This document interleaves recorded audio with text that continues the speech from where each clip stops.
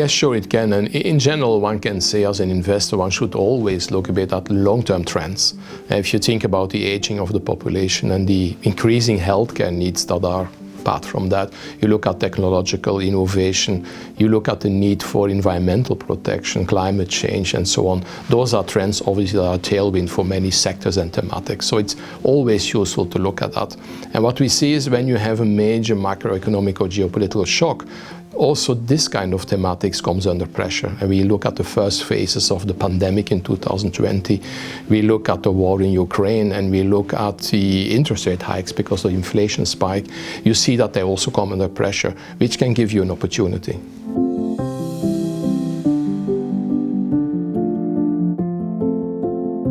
And this kind of corrections, they are indeed an opportunity, because you should obviously see if those long-term tailwinds that you identified that you like, if they're still valid, if the events that happen are either changing them or even reinforcing them. And in that case, the fact that you can buy this kind of promising long-term dynamics at a correction as severe as the general market is a strong opportunity.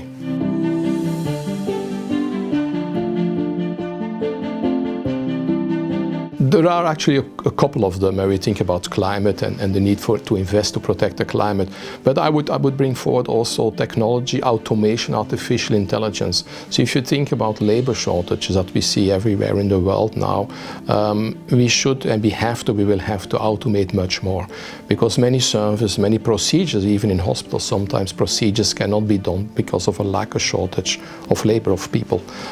So there is really need over the next years, if you look at the demographic changes and the pressures that will bring in terms of declining labor forces, even in major countries like China, we will have the need to invest much more in artificial intelligence and so on. So the technology sector and those segments of it clearly are interesting in a long-term view. They obviously have suffered from the rise in the interest rates this year, but paradoxically, they will also come or be part of the solution to this, and so create their own positive future.